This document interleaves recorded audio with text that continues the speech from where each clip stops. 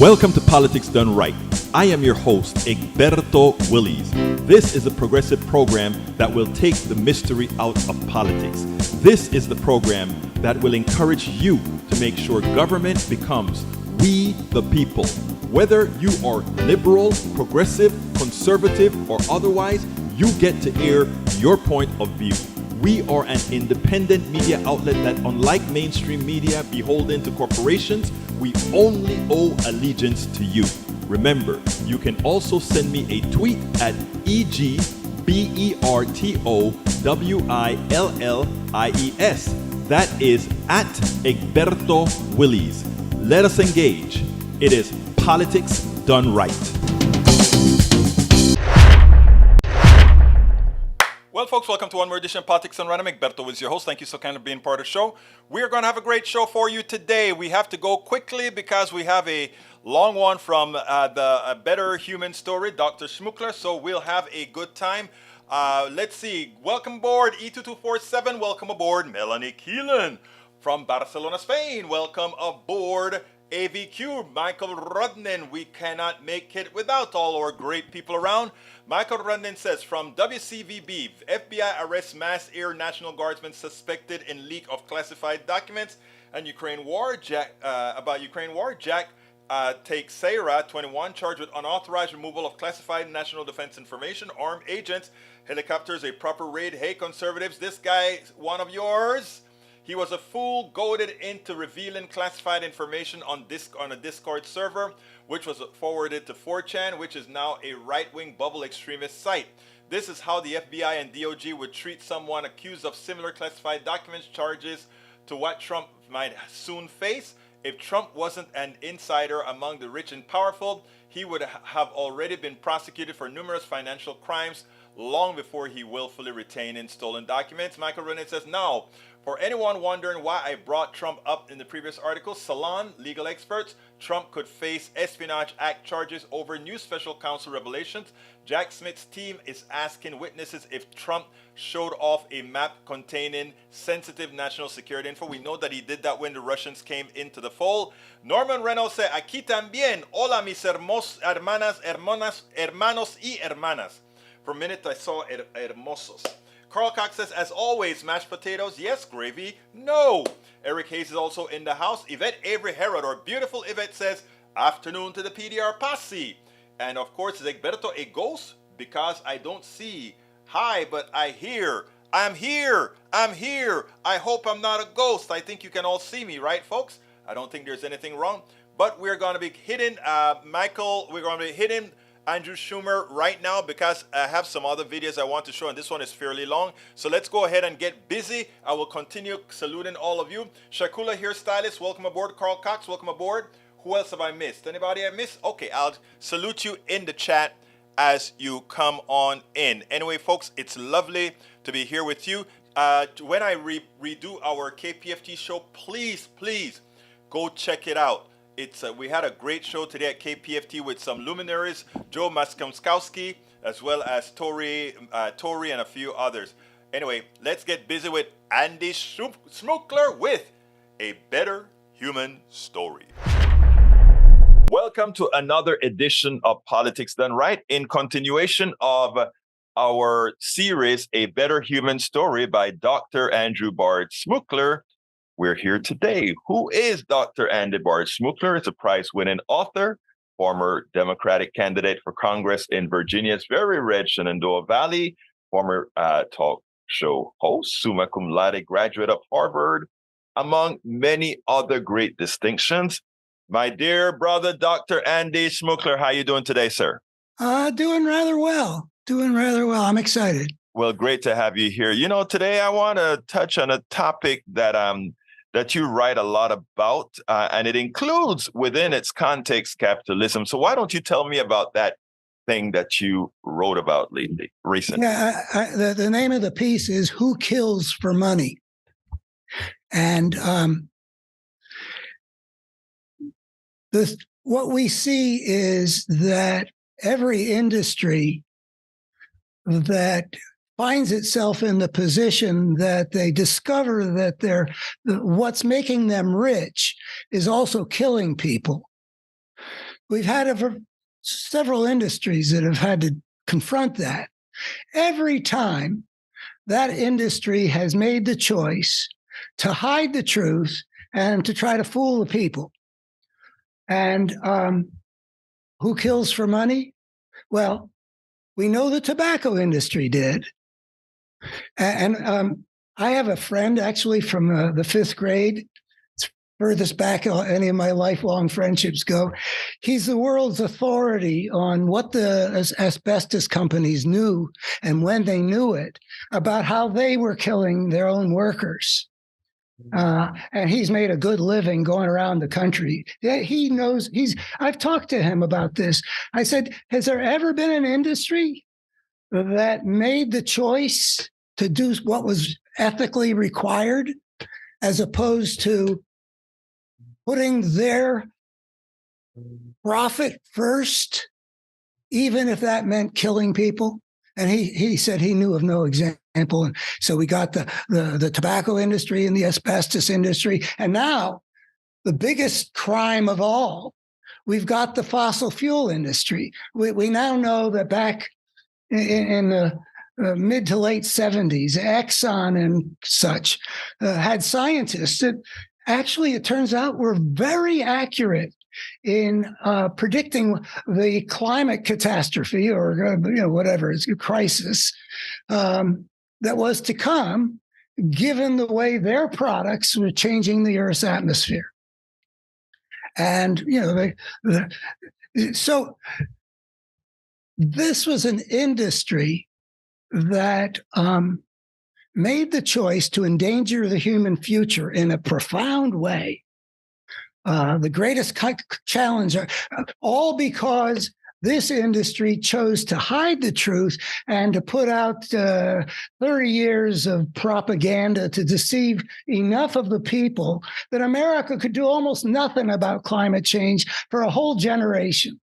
Now, let me back you up into your first statement on the tobacco company. Because you said the tobacco industry, as the nation knows well, conducted a propaganda campaign for decades to obscure the lethal effects of smoking. They calculated that by sowing false doubts about established facts, they could persuade many of their customers who otherwise would have given up the habit to continue buying their products, and industry choosing to kill for money. But my question to you is as follows.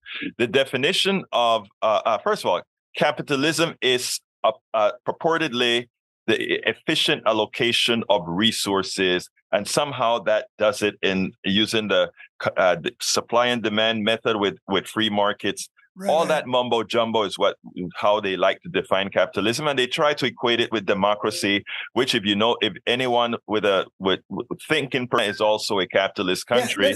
Yeah, but let me get to the question. Yeah. China is also a capitalist country, and as such, it proves that capitalism has nothing to do with democracy. That said, the former god of capitalism, Milton Friedman, the economist, once said that the corporations, the executives within a corporation's sole fiduciary responsibility is to the shareholders and also their bonuses, of course.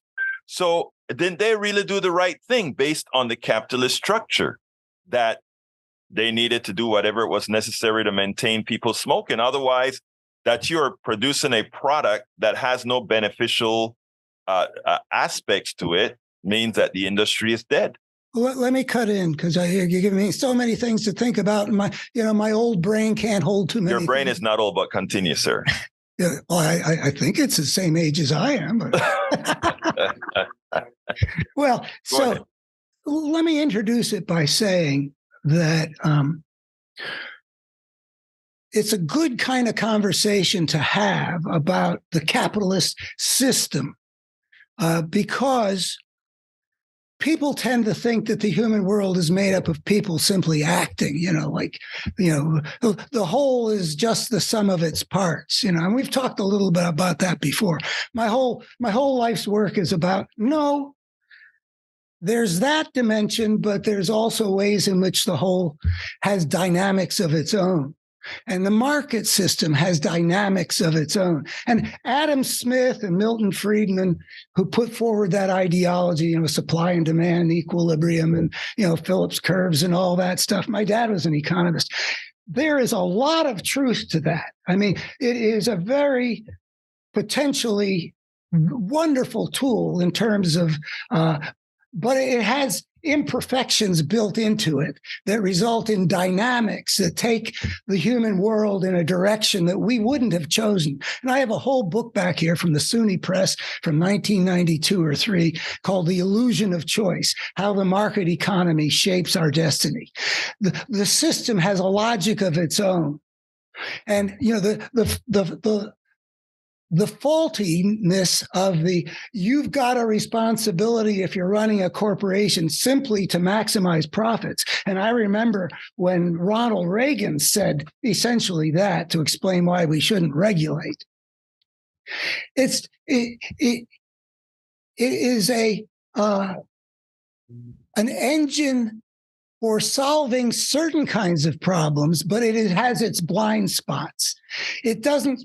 When it sets prices, it doesn't say anything about, well, these gallons of gas that you're burning when you go to visit your Uncle Irving are actually participating in creating a crisis that generations hence, it has no idea that value is at stake as we burn fossil fuels from the 19th century till now. It doesn't register what are called externalities. Anyway, that's what I developed a whole book about. The market has blind spots, and the only way we can safely use the market is if we understand what the blind spots are and act collectively to keep the market doing the jobs it does well without enabling it to move our whole society in directions that are bad. Well, what we see with the fossil fuel industry killing to get rich and the others is that we have set up a system that by its own dynamics will create over the course of the generations the destructive thing that we see operating right there.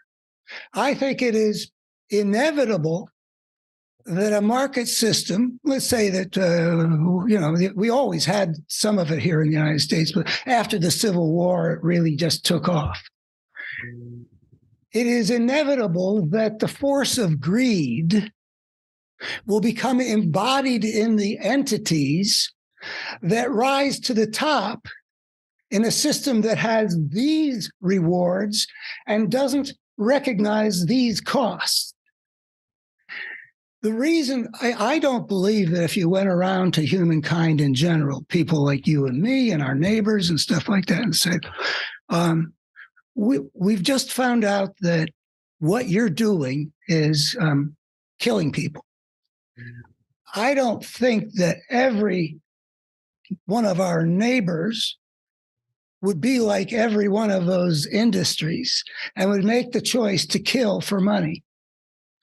So what we have emerging out of the human world because of the dynamics of the market system and the failure to correct for its blind spots is we've got the increasing amount of power being given to institutions that are useful in some ways, but are morally incapable of exercising the proper decisions when faced with choices.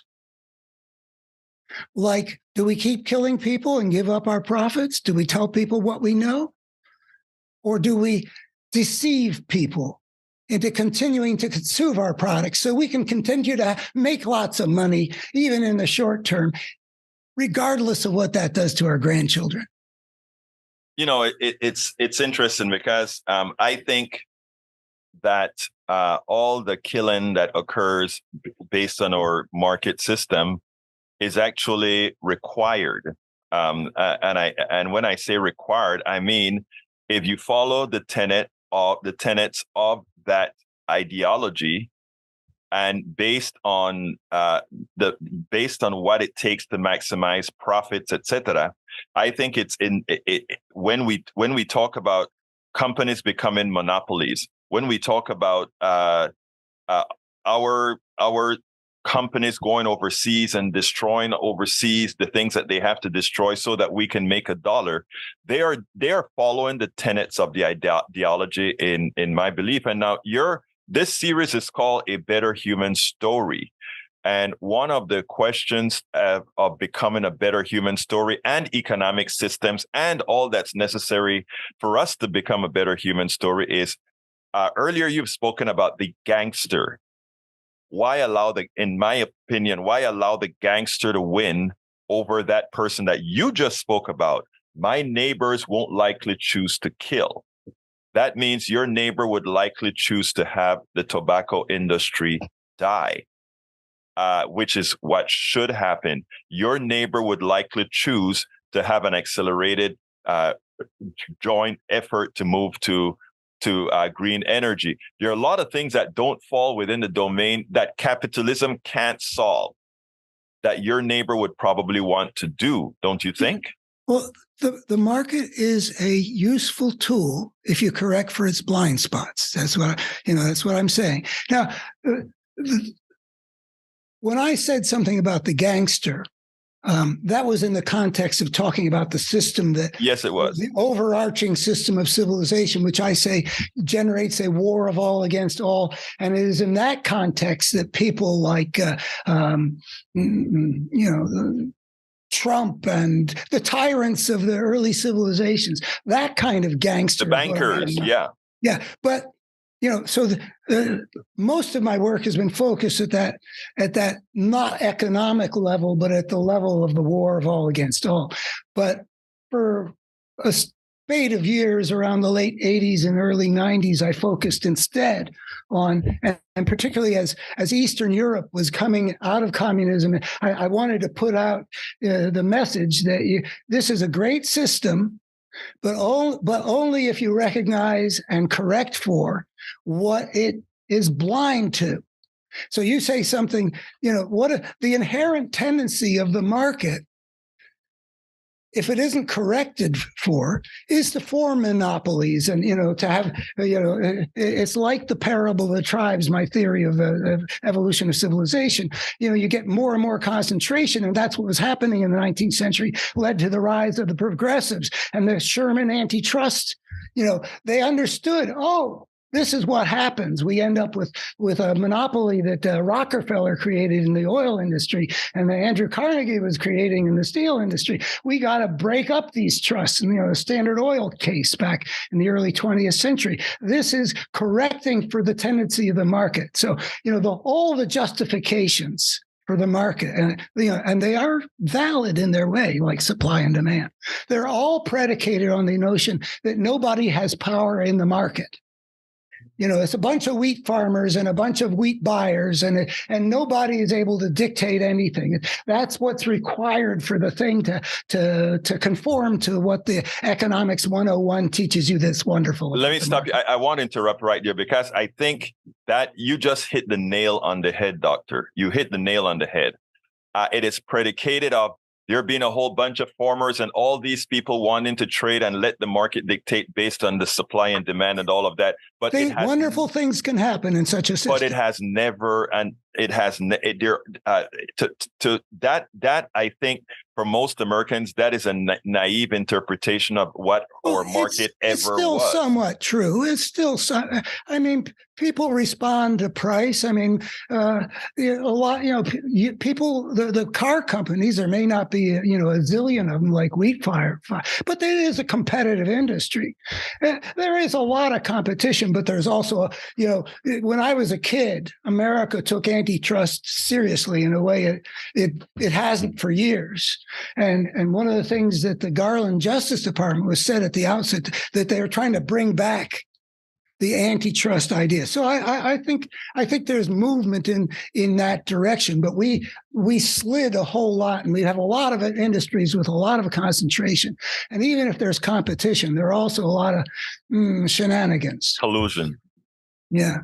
Yeah. I guess we'll have to disagree on that one because I think it never really worked, and I always thought that there is several masters at the top that pull the strings, and I think Go ahead. I also wanted to say, you were saying you think the killing is necessary. No. Let me qualify. But that the system requires the current system requires the killing. I don't see it that way. There are a lot of ways in which the market tends to work benignly. It enriches the average family. I mean, all the society.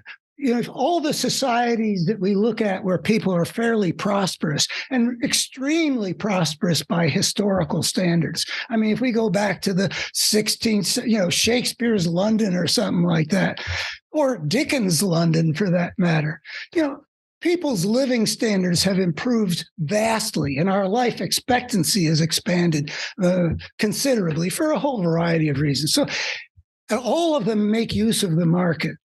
Now, I think the problem is that the system generates entities. They are manned by human beings, but they've chosen those human beings and they socialize those human beings into being channels for the system's greed. It's blind. It's continuous impetus toward how do we make more money or how do we get more? So it continues to feed certain aspects of consumers. It feeds certain aspects of the entities that are selling things. And that drives our society in directions that we wouldn't have chosen. In addition to killing people, there's also such things as we've got the most powerful entities in our society trying to sell us stuff. They are selling the idea that human fulfillment is to be found through things that can be bought and sold, because those things that cannot be bought and sold don't register in the market.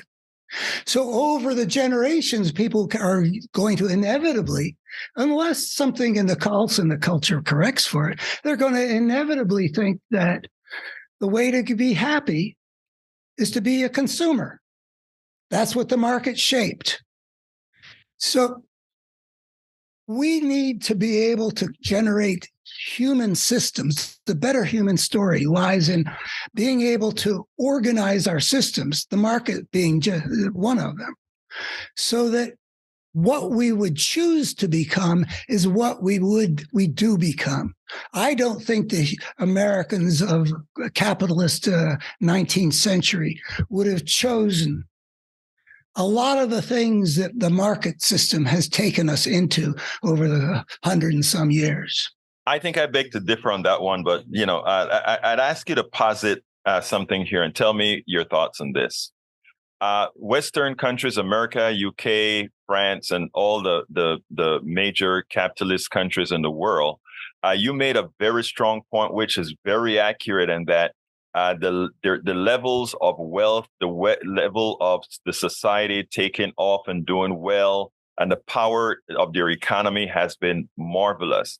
As a person from the quote unquote third world, I see things a bit differently. And I see a set of Western countries who take resources out of the rest of the world, add value to those resources, and sell them back to the rest of the world, which puts the rest of the world in an infinite position of decline. Because again, the wealth based on the current economic system, the wealth of those countries are dependent on those other countries' resources. I hope you'll forgive me. I mean, I've done this to you before, and I have pangs about doing it. I don't buy that. I know you don't. Okay, and it's not a casual don't buy. Right.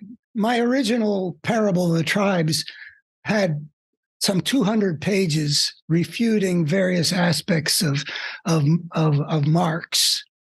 This is not a Marxian statement. It's just a reality. Well, that's what the Marxists say. Mm-hmm. And I'll just say that I don't buy it. I remember, I'm a child of the 60s, and I lived in Berkeley. And so I was somewhat marinated in sort of radical left-wing thinking. And I encountered that a lot. And one of the things that I think people who believe that should look at, back then, countries like Taiwan, South Korea, those will do for the moment, were considered third world countries because they were very poor. And it was believed that by the people with a Marxist point of view, and this is an idea which is very central to Marxian thinking, whether you think of it as something you got there or not.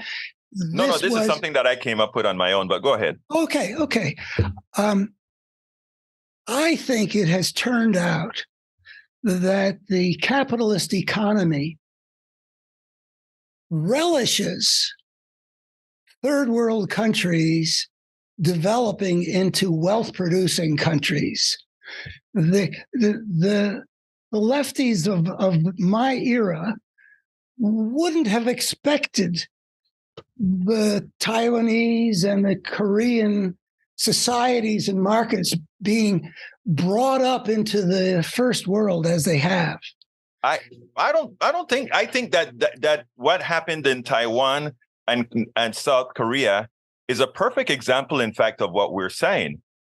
Where we need to prop up those particular economies to serve, we do. But let's give a better example. And a better example I think that what the market would most like is for every country on earth to be well organized for the production of wealth. But that includes all the countries in Africa. I think that the difference is that the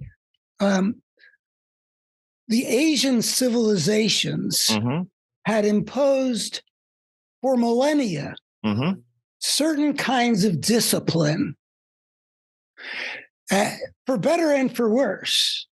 I mean, the Japanese are not a happy people, but they're the first one, non-European power, to be able to challenge the European powers. So there's a power that's there. The people talk about Confucianism in the context of the Asian capitalist explosion. I think it is basically cultural, and I don't think that the market system is in any sense glad that some of the countries that are being exploited in some way, like maybe you agree with Nigeria as a place where there's exploitation of various. No, actually, Nigeria is a great example of capitalism because Nigeria has a capitalist class within Nigeria. When I speak about this, I'm not speaking about it from a cultural standpoint. The Nigerian businessmen are the most effective businessmen on the planet. Isn't the country as a whole being exploited, like by Shell Oil and by the local capitalists as well? The people are not. I mean, the people of South Korea are able to live lives that are pretty decent. Yes. But the people of Nigeria on the whole, tell me if I'm wrong. I mean, I haven't studied this in depth. I have. My feeling is that like Lagos is a place where a lot of human suffering goes on. Look, Lagos, a lot of suffering happens in Lagos. A lot of suffering happens in Appalachia. Here in America, a lot of suffering happens in the ghettos and the barrios in America. We have approximately 80% of Americans who are $400 away from being in trouble. So, and do you think that serves the market? I think that I grew up in an America where a great many American families were rising into the middle class. Yes, partly because of unions. And partly because of the GI Bill. No, it's because of equitable distribution of resources. Well, but why was it more equal? I said why was it more equitable in the 50s than it had been? Anyway, but I think that the economy. You think that there are a lot of destructive things that are somehow feeding the market. Absolutely. I say, and you do too. They're not feeding the market. The market is making them happen, but it is not what the market thrives on. The market thrived on a growing middle class. It doesn't need people to be living lives of desperation But and doctor, want. doctor, you're correct. The markets strive of having a middle class that can purchase what it produces. Exactly. But, however, the reality is the type of purchasing that we have under the current economic model in the United States is unsustainable if the rest of the world also had that purchasing power and that ability to burn, that ability. The wealth of the United States is inconsistent with the potential of the wealth of the entire world. Yeah, you've restated, and I guess let me articulate. Maybe we can end this little line of conversation. The test to determine which of us is right it could be stated this way. Imagine that all the societies in the world and all the segments of the societies in the world were in some basic way prosperous and well-served and provided economically with the potential for a good life. You, I believe, would say that that would be so contrary to what our wealth and comfort are built on, that the America of the future would be in worse shape because the rest of the world that's now suffering had been elevated into being in. I am glad you said that, because that is exactly what I'm not saying, but that is the impression that capitalists would like to say of my statements. Let me tell you what I am saying. Let me tell you what I am. Let me put I really the word. thought I understood. Go ahead. Yeah, this is out of my mouth now, not out of what the theory is. The theory is this: if we take the totality of the wealth in America concentrated at the 0.1%, that doesn't do anything for those people having that money. It also is bad for the economy. Exactly. But again, I never said that having a lot of wealth meant you were intelligent. In fact, my show on Tuesday spoke about the people who have the most money in this country too often are the least intelligent. And if they were a bit more intelligent, that money would be dispersed better. But that said, if you look at the totality of wealth in the Western countries and where it's concentrated, not in the middle class of those Western countries, not in the poor of those Western countries, but in 0.1% of the psychopaths who own it. Now think about having that structure over all those who don't have. We would still have skyscrapers, we would still have freeways, we would still have the other things, because that wealth is just stuck saying, I own it. All the land in West Texas that is owned by one family. Imagine if the resources from that land went to all the people. But it's a different model. The cumulative model of capitalism allows those people to do what they're doing right now. Let me jump in and articulate our difference. Yes, go ahead. Otherwise. From my point of view, you are focusing on all the various things that are wrong. Yes. And attributing them to a system that you fundamentally regard as evil. It is evil, but yes, correct. Okay. I as a student of history, I cannot see that a better system than the current kind of market that we see in the West. I can. Let me just finish. I think that the focus should be on how do we make use of the market using the political sphere to shape it, to correct for its blind spots, to counteract its inherent dynamics that we wouldn't have chosen, not allowing concentration of power in monopolies and stuff like that, not allowing pollution, not making sure that the market price includes what's happening to the environment, counteracting the materialism that the market teaches, all the various, and I don't know exactly how, but making sure that the people running giant corporations are not coming from a state of consciousness such that they would choose to hide the truth of climate change from the world. Look at those dynamics that makes the system destructive and allows evil to work through it. Take what's good about it, correct for what doesn't work about it. That's my approach. Your approach is to have a different system. Here's interesting. At least I'm guessing that's what you're. I think we're right there. I think we just went past each other, because I agree with what you just said. Believe it or not, I agreed with what you just said, and that is, take the parts of this system that works and change and fix these other parts. At that point, it no longer is capitalism. And at that point, it is no longer capitalism, because let me give an example. Under capitalism, businesses are capitalized. They're made in chunk of pieces. And there's a whole lot of people that simply make money from owning stocks on a company that is traded on a stock market that is nothing more than a casino. So we can eliminate a whole lot of the bad parts of what you call capitalism. You think the stock market is one of the things that shouldn't exist? Of course not.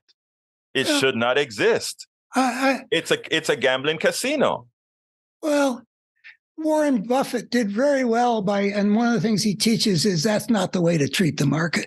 You know, we got human beings who act the way human beings act. But the stock market isn't the problem. Now, let me ask you to ponder one thing, because this discussion is going to have to go to another session as well. But I think it's a very healthy discussion from two progressives at that I think needs to be had. But I'd like to posit one thing, and that is to say that most of the people who are reigned in let's say our culture here in the United States, we cannot see that just maybe our current instantiation of the economic system just has problems, as opposed to it being a disease that has to be extricated. You know, some of us simply can't see that we could have been wrong in as much as we developed a lot of riches. Of course, we developed this riches on the back of many indentured servants, slaves, and otherwise. But we cannot see that that our system itself, the genesis of our system, has a problem, and keep holding on to it, as opposed to say, why not do it right? You seem to, I mean, you see the system as consisting of its problems more than I do. If we were to rank all the civilized societies now and going back centuries and rank them according to what are the most decent and whatever criteria we've got, which includes material well-being and health, but it includes other things about how humans find their fulfillment. So you would find that at the top of the list would be a whole lot of societies that are basically market societies. It would include Denmark, and it would include Switzerland, and and it would include the United States, it would include Australia. Anyway, I don't know what the rankings would be, but I think, compared to what else I know about history, and all these market societies are among the very best. And the debate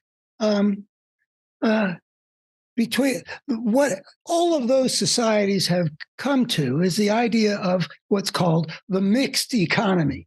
America has, for various reasons, has had way too much power in the on the side of the corporate system compared to other Western democracies. We could go into why that's the case, but in any event, we also have a mixed economy, and there was a struggle to create that. It was a struggle to have the EPA formed. It was a struggle to have union rights guaranteed by the government. All kinds of things have been a struggle, but we have a mixed economy. And my father was a Keynesian economist. And when I was a kid, they were still fighting the battle between the capitalist political party that basically said, stay out of the market. And people like my father and his colleagues who said, in an economic downturn, what's required is for the government to step up and to fulfill the lack of demand that the private sector can't do, because that's the nature of the business cycle. So we've built a mixed economy, but ours is probably more skewed toward the giving the destructive market too much power than we'd find in Western European countries. But what I'm saying we need to do is to build the best possible mixed economy. Market system for playing a whole lot of role of processing the information of what it costs to produce and how much utility people get from, that's a supply and demand thing. Feeding in huge amounts of information and coming out with something that leads to results that move things in a, partly good and partly not good direction. So creating the mixed economy that maximizes how much good the system can do and minimizes how much destruction it can do. That's what I think is how we should conceptualize the nature of the challenge with respect to capitalism. Dr. Andy Bard Schmookler, we will continue this discussion on capitalism, which there's much more to cover with respect to the histories of the world, where capitalism actually fell into the world, and whether capitalism and all the market countries are the ones who had always done the best, forgetting, of course, that history didn't just start 500 years ago. Dr. Andy Schmookler, thank you so kindly for having been a part of Politics Done Right. Yeah, and we agree that one of the things the market system does is it puts a certain kind of gangster mentality into power. Thank you so kindly, my friend. But it doesn't have to if we make our economy more subject to our collective decisions. Andy Schmookler, great guy. All right, folks, I hope you enjoyed that. One of the reasons I like A Better Human Story is that Andy is a true progressive, okay, not in the lights of myself and Carl Cox and Rudnin, etc. But I also see that Brother Schmookler is the problem, right?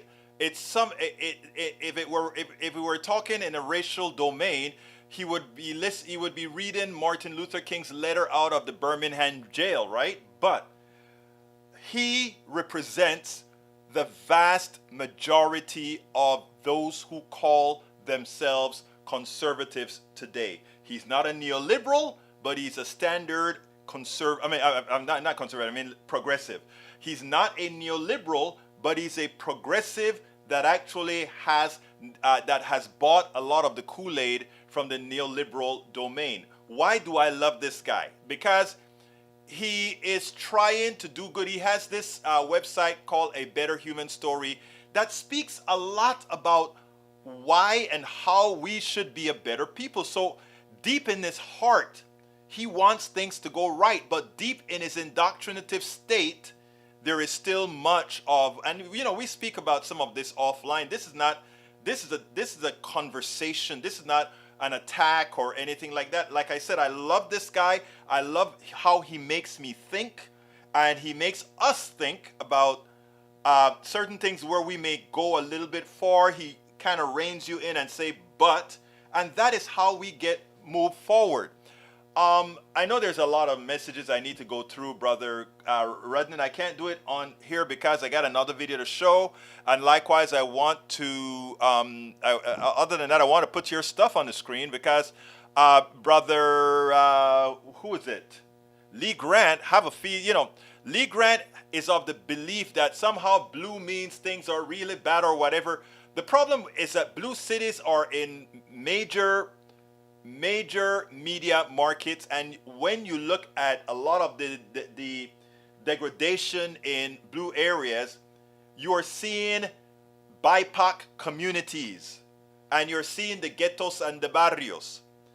And it's the reason why when my daughter drove through Appalachia, rural Ohio, the entire West Virginia, rural Pennsylvania, she saw poverty and dereliction and all these things among people that didn't look like her, that she had never seen. Yes, she's seen poverty here in the northern part of Houston, in the eastern part of Houston. She's seen it, but nothing that showed the degradation that you would find in Appalachia. We saw it firsthand, but you don't, because you're not in a major media market, and also producers on these TV networks don't give you a reality that makes certain people feel bad about what's happening. And that is what a politics done right is important about. We treat everyone equally. That's just the same. We treat everyone equally. And the human condition, when he talks about a better human story, the human condition is the same all over, irrespective of your ethnicity, etc. You put the same conditions to those people, whatever ethnicity you are, the behavior you get is the same, because the constancy here is humanity. Again, I repeat, the constancy here is humanity. Now look at Brother Rudnin's graph on the screen. Omaha, Nebraska, 3.4% of the population on opioids. Okay? Indianapolis, these aren't Republican cities now. Okay, I mean Democratic cities now, or Democratic areas now. Columbus, Ohio, Nashville, Tennessee, Oklahoma City, Tulsa, Oklahoma, Minneapolis, Minnesota, Kansas City, Missouri. The problem is all there. It's so important for us to stop looking at it in the blue. Looking at it, the reason I hit red area so hard is because it is defined as conservative, not because my brothers and sisters are Republicans or otherwise. It's just that those policies keep people in poverty. The reason most of the states that are beggar states, most of the states that are begging for money, most of the states that we pay into are red states. The federal government pays more into red states than red states pay out. They are welfare states. Kentucky, Alabama, Mississippi, Missouri, Nebraska, all these are welfare states. California, Connecticut, New York, all these are states that provide, that pay into these red states. So when the red states are complaining about all the things that happen in these blue states that educates its population, gives health care to its population, it turns out that again, the conservatives can talk whatever they want to talk, but they are in fact welfare states. Their low taxes make them welfare states. Their lack of education or putting money into their educational system makes them a welfare state. This is not something that you can't quantify. You don't have to listen to my words. You can just go see where the government pays its money. It's right there for everyone to see. Conservative states in general means welfare state. It's that simple. The numbers are there for you to see. And I wish more Democrats would speak this way, because when you have the right-wing machine telling all these stories on TV as if somehow blue cities are doing so bad, blue states are doing just fine. You come to Houston, you have a very bad homeless population, but most of the Democrats which make up Harris County are doing just fine. But you go into the rural areas of Texas and they are suffering. And why are they suffering? They don't have health care because of the Medicaid expansion to the Affordable Care Act denial. They have guns like they're in the wild, wild west and they kill each. I mean, On a per capita basis, the rural areas are just failing. Okay? And you don't have to listen to me. Please, look it up yourself. Not through the lens of right wing who tries to make it seem otherwise. Anyway, and you want to see something else that shows you the lack of morality, the lack of belief in humanity? We are having the 2024 NRA convention, and listen to the people who want to be your president. Listen to what they think. We just had all these mass murders with AR-15s that we know pulverize the flesh of the people who get hit by these bullets from these killers. It's a gun that doesn't belong in anybody's hands. It just like an F-16 doesn't belong in your hands, a bazooka doesn't belong in your hands, an AR-15 shouldn't belong in your hands, but they are there. And here is what your good friends, the people that want to represent you in the presidency, this is what they tell the NRA convention. And I mean, this is what they're really telling the NRA convention. We go here. 3 weeks ago in Nashville, a person armed with a legally purchased assault rifle walked into a school and killed 3 9-year-olds and 3 staffers. On Monday in Louisville, another person also armed with a legally purchased assault rifle walked into a bank and killed 5 of his co-workers. Today in Indianapolis, the GOP's official and unofficial presidential hopefuls are promising, or expected to promise, the NRA convention they will never back down on guns. Let me make you a promise. As long as there is breath in my lungs, I will stand with you to ensure that the right to keep and bear arms shall not be infringed. And now I am here before you as a candidate for President of the United States, and I guarantee you that I will continue to stand with the NRA. I will continue to stand for the Second Amendment and the fight that we have in front of us.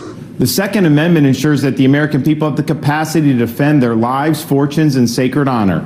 It's the last backstop of freedom, the foundation upon which all of our other rights rest. I am a concealed weapons permit holder myself. My husband is a hunter, and we value the fact that citizens have the right to protect themselves. And so know that you've always got a friend in me, you've always got a partner in me as they try and take away any of our constitutional rights. The fact is, I don't want your handgun. The fact is, I don't want your rifle, your hunting rifle. The fact is, you shouldn't have an AR-15. You shouldn't have an AK-47. You shouldn't have an M16. You shouldn't have these weapons of war. Okay, and no matter what kind of gun you think you could have, there's no, if government, which is, by the way, we the people, the tyranny of the government. I always wonder what the hell people are talking about when they love to say, we the people of the United States, and then they turn around and say, the tyranny of the government, we the people of the United States. The hysteria, the lack of cohesive thinking. Government, we the people. Government, we the people. We don't like government, but we love we the people. Oh my God. Take responsibility for our government. Our government is ours, not the way around. And to think that you don't have influence on your government isn't what the problem is. The problem is that you are not a real, those people that don't believe in government aren't real don't believe in real democracy. It's always that they don't believe in real democracy, because if the majority, look, I am from another country and I had to take civics. I knew more about American government, American history than most Americans knew when I came to this country. To become a U.S. citizen, in fact, most foreigners, the test that they had to study for made them more apt, more competent in American history, American economics, etc., than most Americans. That's just how it is. Okay? I can give classic examples all of the times. Now that said, the tenet that we learned as naturalized citizens of America, and then to come here and see that we who are naturalized citizens realize we, the people of the United States, we are government. We believe in this government that we created. And to have some Americans go out there and say, the government this and the government that, stop leaving it to the government. It shows such weakness. It shows such a lack of competence in it's such a lack on American competence. No. We, the people of the United States, in order to form a better union, we will continue to be the government. And we will continue to love our government, because our government, to love our government, is to love ourselves. And until you realize that, and not allow the plutocrats to get you to see that hating the government is more than hating yourself. And you know what? They've been successful. If you hate the government, you hate yourself. If you hate yourself, you make bad decisions for yourself. Which is what happens over and over and over again. If we can just get people to love themselves, love the government they created, love the democracy they created. That's what it's all about. Anyway, folks, please, por favor, muchísimas gracias por escuchar lo que estoy diciendo hoy. But what we want to do, my dear brothers and sisters, is to go ahead right now and say, please support our program. We need your support for Politics Done Right. And how can you do that? All our support links are found in one place, politicsdoneright.com/support. If you want to support us, you can purchase our books, purchase our products, meaning our t-shirts, all that good stuff, purchase our books. But I'm going to give you direct links because I have a minute that I can to do that. You can purchase our books at politicsdoneright.com/books. politicsdoneright.com/books. And you can get, I wrote some fairly good books. A lot of people who read the book says, I didn't know, from learning about patent systems and all of that, and where a lot of the things that I talk about come about. You can get our products at our store, things like t-shirts and hats, and all of that helps support what we do. So you go to politicsdoneright.com/store. politicsdoneright.com/store. You get all our stuff at the store. You can support us by being a member of Facebook. politicsdoneright.com/Facebook. You support us buying us a coffee or so at Facebook. You can also support us on YouTube. If you're on YouTube right now, just click that join button. Please join and show your support for somebody, for a show that, and it's not only a show, it's the writing books, writing blogs every day, going on to our Medium mailing list or Substack mailing list, our blog at egbertowillis.com, politicsdoneright.com. A lot of work. This is a 16-hour job for the one person that does this. You can either click on join at YouTube, or you can go to politicsdoneright.com/YouTube if you're not on YouTube to help support what we're doing. And then, of course, you can become a patron. We need 1,000 patrons. We only have about 100 or so, or not a little less. And you can support us on PayPal, politicsdoneright.com/PayPal, politicsdoneright.com/PayPal. Look, folks, we can't do this without you. And as you see, when I bring you folks like Andrew Schmookler or other progressive and so forth, one of the ideas that we have here is we have to look and see what's out there. Today, after I left the KPFT show, I was talking to Joe Marszkinskowski, and I told him, it's not enough to be right. It's not enough to be correct. You have to be able to tell your story to others. Tell the story to others. You have to make the story existential to those who are listening to it. A lot of people see homeless people on the streets and they feel bad, but then they move on. They don't see within their sphere that homelessness affects them too, right? So how do you tell the story about the homeless that is also existential to me? Well, when I look at that homeless person, I don't only see that I am some set of misfortunes away from that eventuality, and if that eventuality occurred to me, I wouldn't want to be there. So how do we tell that story to let folks understand that that could happen to them? As an example, Things are going fine in my life. I started the politics done right just fine. Being able to work just with Facebook and YouTube, and those things were bringing in enough with your website, and the corporatocracy cuts the amount that you can make by 90%. Suddenly there's an issue. I have a daughter. My daughter was in medical school. Who would expect a 27-year-old sweetheart of mine to get a stroke? Not one stroke, but 2 strokes during medical school, where I had to move to live in DC to take care of her.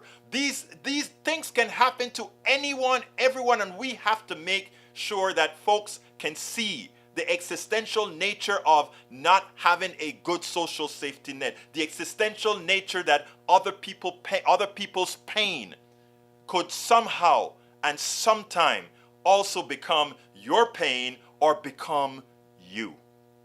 That is what it's all about, folks. So please support the show however you can, because again, we are going nowhere. We are intent. We know most people are good, and we intend on making sure that everyone understands that we, the people of the United States, can actually make the difference. My name is Egberto Willies. This is Politics Done Right, and you guys know how I end this baby. I am what?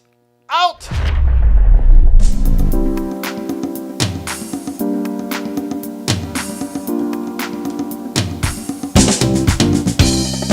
Welcome to Politics Done Right.